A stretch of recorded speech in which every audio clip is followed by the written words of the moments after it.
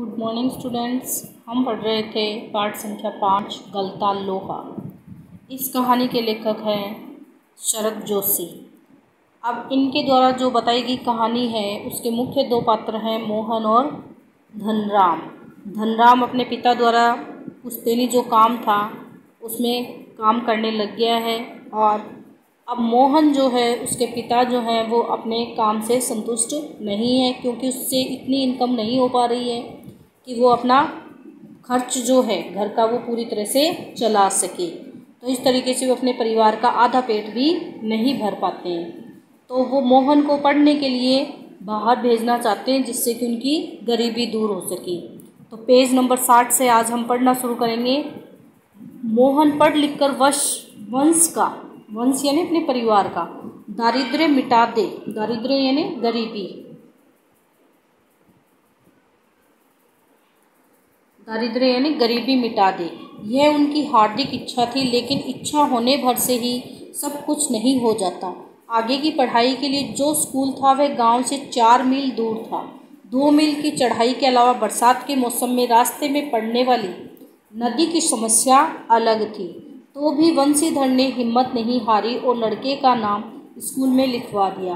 बालक मोहन लंबा रास्ता तय कर स्कूल जाता और छुट्टी के बाद थका मांदा घर लौटता तो पिता पुराणों की कथाओं से विद्या व्यसनी बालकों का उदाहरण देकर उसे उत्साहित करने की कोशिश करते थे। विद्या व्यसनी यानी विद्या को ग्रहण करने वाले यानी पढ़ने वाले। वर्षा के दिनों में नदी पार करने की कठिनाई को देखते हुए वंशीधर ने नदी पार के गांव में एक यजमान के घर पर मोहन का डेरा तय कर दिया था। घर के अन्य बच्चों की तरह मोहन खा पी कर स्कूल जाता और छुट्टियों में नदी उतार पर आने पर गांव लौट आता था, यानी जब नदी पर पानी कम होता। संयोग की बात, एक बार छुट्टी के पहले दिन जब नदी का पानी उतार पर ही था और मोहन कुछ घसियारों जो घास लेकर के आते हैं के साथ नदी पार कर घर आ रहा था तो पहाड़ी के दूसरी ओर भारी वर्षा होने के कारण अचानक नदी का पानी बढ़ गया।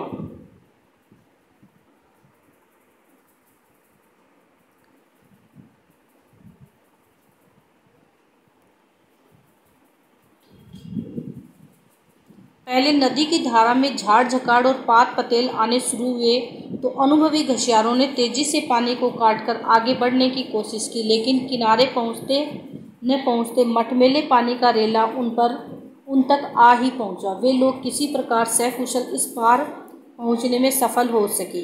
इस घटना के बाद वंशीधर घबरा गए और बच्चे के भविष्य को लेकर चिंतित रहने लगे। बिरादरी के एक संपन्न परिवार का, बिरादरी यानी अपने ही परिवार का युवक रमेश उन दिनों लखनऊ से छुट्टियों में गांव आया हुआ था। युवक का नाम है रमेश और गांव से लखनऊ से। बातों बातों में वंशीधर ने मोहन की पढ़ाई के संबंध में उससे अपनी चिंता प्रकट की तो उसने न केवल अपनी सहानुभूति जताई बल्कि उन्हें सुझाव दिया कि वे मोहन को उसके साथ ही लखनऊ भेज दे। घर में जहाँ 4 प्राणी हैं, एक और बढ़ जाने में कोई अंतर नहीं पड़ता है, बल्कि बड़े शहर में रहकर वह अच्छी तरह पढ़ लिख सकेगा। इस प्रकार से रमेश ने उसे अपने साथ चलने के लिए वंशीधर को कहा कि आप इसे मेरे साथ भेज दीजिए। वंशीधर को जैसे रमेश के रूप में साक्षात भगवान मिल गए हों। उनकी आंखों में पानी छलछलाने लगा। भरे गले से वे केवल इतना ही कह पाए कि बिरादरी का यही सहारा होता है। छुट्टियां शेष होने पर रमेश वापस लौटा तो माँ बाप और अपनी गांव की दुनिया से बिछुड़कर सहमा सा मोहन भी उसके साथ लखनऊ आ पहुंचा। अब मोहन की जिंदगी का एक नया अध्याय शुरू हुआ। घर की दोनों महिलाओं, जिन्हें वह चाची और भाभी कहकर पुकारता था, का हाथ बटाने के अलावा धीरे धीरे वह मोहल्ले की भी सभी चाचियों और भाभियों के लिए कामकाज में हाथ बटाने का साधन बन गया। मोहन थोड़ा दही तो ला दे बाजार से, मोहन ये कपड़े धोबी को दे दे आ, मोहन 1 किलो आलू तो ला दे। उस दफ्तरी बड़े बाबू की हैसियत वाले रमेश के लिए मोहन को अपना भाई बिरादर बतलाना अपने सम्मान के विरुद्ध जान पड़ता था और उसे घरेलू नौकर से अधिक हैसियत वह नहीं देता था। इस बात को मोहन को समझने में देर ना लगी थी। इस बात को मोहन भी समझने लगा था। थोड़ी बहुत हिला हवाली करने के बाद रमेश ने निकट ही के साधारण से स्कूल में उसका नाम लिखवा दिया, लेकिन एकदम नए वातावरण और रात दिन के काम के बोझ के कारण गांव का वह मेधावी यानी तेज बुद्धि वाला होशियार शहर के स्कूली जीवन में अपनी कोई पहचान नहीं बना पाया। उनका जीवन एक लंबी बंदी बंधाई लीक पर चलता रहा। साल में एक बार गर्मियों की छुट्टियों में गांव जाने का मौका भी तभी मिलता जब रमेश या उसके घर का कोई प्राणी गांव जाने वाला होता, वरना उन छुट्टियों को भी अगले दर्जे की तैयारी के नाम पर उसे शहर में ही गुजार देना पड़ता था। अगले दर्जे की यानी अगली क्लास की तैयारी तो बहाना भर थी। सवाल रमेश और उसकी गृहस्थी की सुविधा असुविधा का था। मोहन ने परिस्थितियों से समझौता कर लिया था, क्योंकि और कोई चारा नहीं था, यानी और कोई रास्ता नहीं था। घर वालों को अपनी वास्तविक स्थिति बतलाकर वह दुखी नहीं करना चाहता था। वंशीधर उसके सुनहरे भविष्य के सपने देख रहे थे कि भाई बच्चा शहर गया है, वहाँ से अच्छी शिक्षा प्राप्त करके आएगा। तो इस प्रकार से रमेश जो है वो उसे एक घरेलू नौकर बना करके रखता है। 8वीं कक्षा की पढ़ाई समाप्त कर छुट्टियों में मोहन गांव आया हुआ था। जब वह लौटकर लखनऊ पहुंचा तो उसने अनुभव किया कि रमेश के परिवार के सभी लोग जैसे उसकी आगे की पढ़ाई के पक्ष में नहीं है।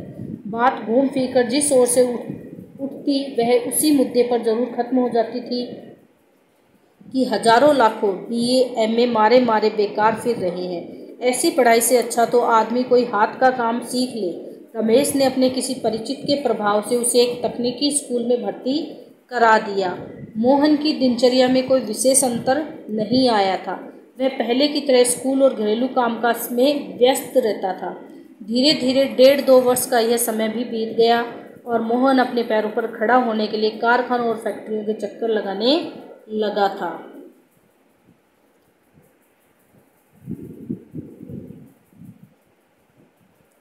वंशीधर ने जब भी कोई मोहन के विषय में पूछता तो वे उत्साह के साथ उसकी पढ़ाई की बाबत बताने लगते और मन ही मन उनको विश्वास था कि वह एक दिन बड़ा अफसर बनकर लौटेगा। लेकिन जब उन्हें वास्तविकता का ज्ञान हुआ तो न सिर्फ गहरा दुख हुआ, बल्कि वे लोगों को अपने स्वप्न भंग की जानकारी देने का साहस नहीं जुटा पाए। स्वप्न भंग यानी जो सपना उन्होंने मोहन के लिए देखा था कि वो अफसर बनेगा, लेकिन हुआ उसके विपरीत। तो वो स्वप्न भंग यानी सपना टूटना। धनराम ने भी एक दिन उनसे मोहन के बारे में पूछा था। घास का एक तिनका तोड़कर दांत खोदते हुए उन्होंने बताया कि उसकी सेक्रेटरिएट में नियुक्ति हो गई है और शीघ्र ही विभागीय परीक्षाएं देकर वह बड़े पद पर पहुंच जाएगा।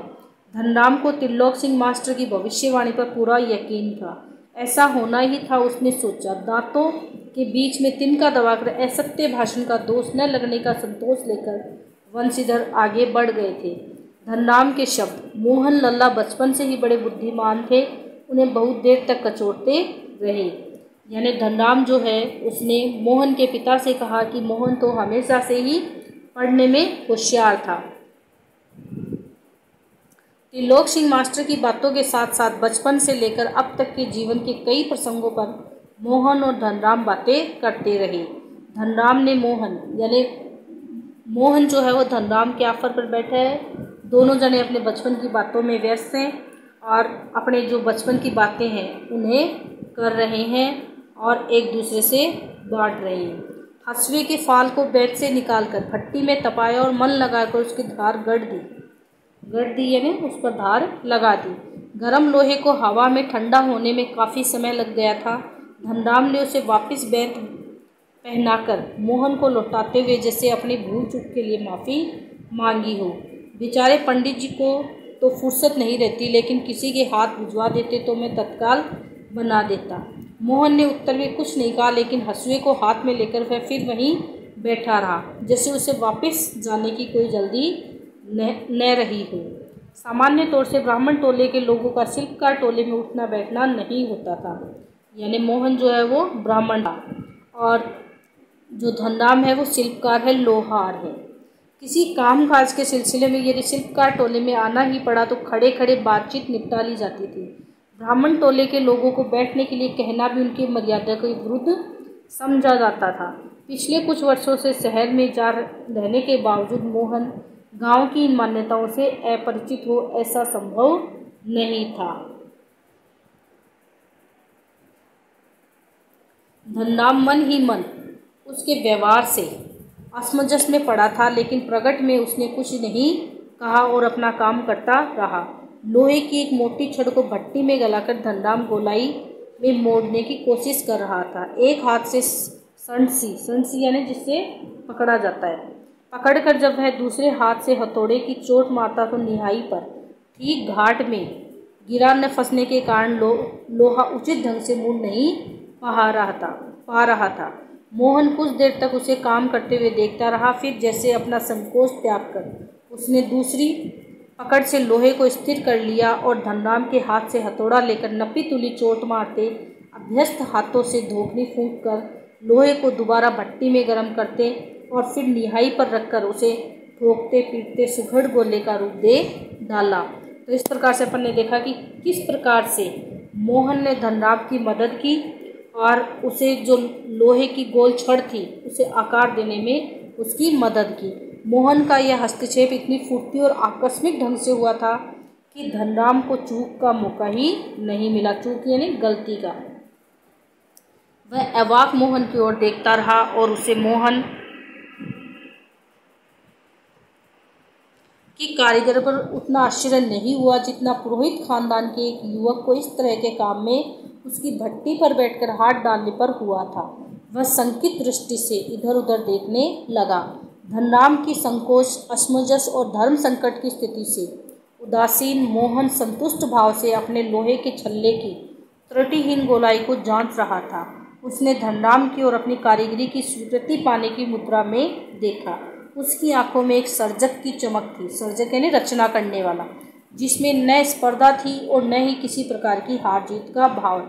स्पर्धा यानी होड़। तो इस प्रकार से अपन ने देखा कि इस पाठ में मोहन और धनराम जो हैं अलग अलग जाति के हैं, कक्षा में एक साथ पढ़े हुए हैं।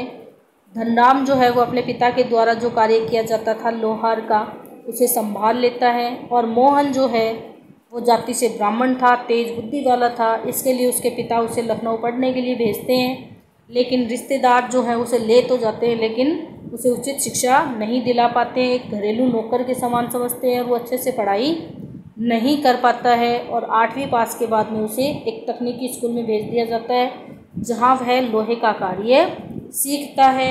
इस प्रकार से वंशीधर जो उसके पिता हैं उनका स्वप्न भंग होता है, यानी सपना टूट जाता है और मोहन जो है वो वापस गांव आ जाता है। और गांव आकर के ना चाहते हुए भी वो अपने पिता के जो कार्य है पुरोताहीन का वो नहीं कर पाता है। अब इसमें देखेंगे कि अपन प्रश्न दिए हुए हैं, तो अब ये देखते हैं कि इसमें से अपन को कौन कौन से प्रश्न करने हैं। कहानी के उस प्रसंग का उल्लेख करें जिसमें किताबों की विद्या और घन चलाने की विद्या का जिक्र आया है। तो यहाँ आप त्रिलोक सिंह मास्टर जी के द्वारा जो उदाहरण दिया गया है वो करना है।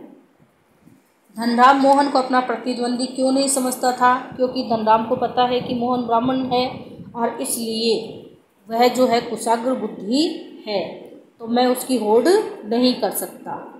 धनराम को मोहन के किस व्यवहार पर आश्चर्य होता और क्यों? जब वो उसकी छड़ बनाने में मदद करता है। वहाँ से आपको इसका उत्तर लिखना है। मोहन के लखनऊ आने के बाद के समय को लेखक ने उसके जीवन का एक नया अध्याय क्यों कहा है कि जिस कार्य के लिए वो आया था उस कार्य में ना लग करके उसे एक घरेलू नौकर के समान रहना पड़ा और ना चाहते हुए भी वह अपनी पढ़ाई अच्छे से नहीं कर पाया। मास्टर त्रिलोक सिंह के किस कथन को लेखक ने जबान के चाबुक कहा है और क्यों? अब मास्टर त्रिलोक सिंह जो है वो मोहन को पसंद करते थे और धनराम जो है वो लोहार था, जाति से पढ़ नहीं पाता था, तेज दिमाग नहीं था, जल्दी से याद नहीं हो पाता था। इसलिए मास्टर जी ने उसे जबान का चाबुक लगाया, यानी बातों से ही उसे मारा कि तेरे दिमाग में लोहा भरा पड़ा है, तुझे तो लोहे का ही कार्य करना चाहिए, पढ़ना लिखना तेरे बस की बात नहीं है। बिरादरी का यही सहारा होता है। यह किसने कहा? वंशीधर ने कहा। किस प्रसंग में कहा? मोहन को शहर पढ़ाई के लिए ले जाने के लिए। किस आशय से कहा कि वो पढ़ लिख जाए? क्या कहानी में यह आशय स्पष्ट हुआ है? नहीं। ये चारों जो है वो आपको करने हैं। उनकी आंखों में एक सर्जक की चमकती कहानी का यह वाक्य किसके लिए कहा गया है? ये वाक्य जो है वो मोहन के लिए धनराम ने कहा है कि जो उसकी आंखें हैं वो एक रचनाकार की तरह थी कि जिस प्रकार से हम किसी कार्य की रचना करना चाहते हैं उसी प्रकार से मोहन जो है उसने भी लोहे की छड़ बनाने में धनराम की मदद की थी, इसलिए ऐसा कहा है।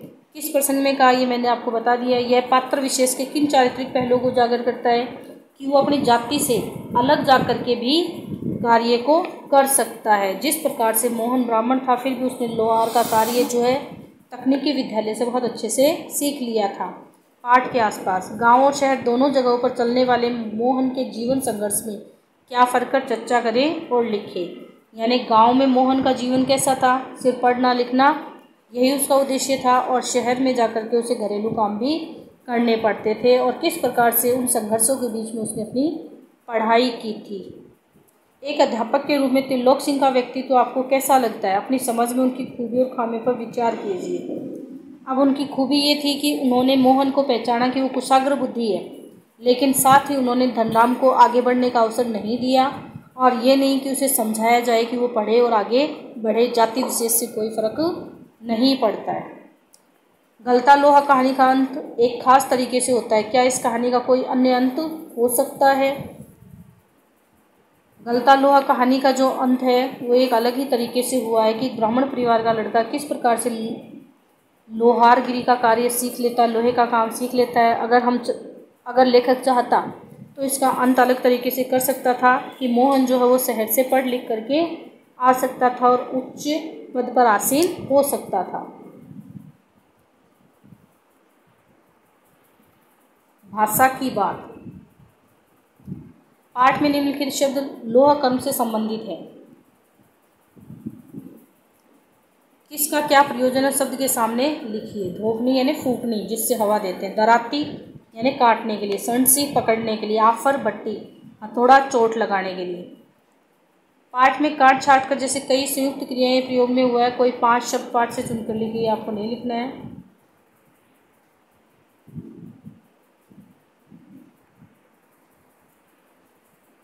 इस प्रकार से आपको पाठ के आसपास वाले जो तीनों क्वेश्चन हैं ये करने हैं।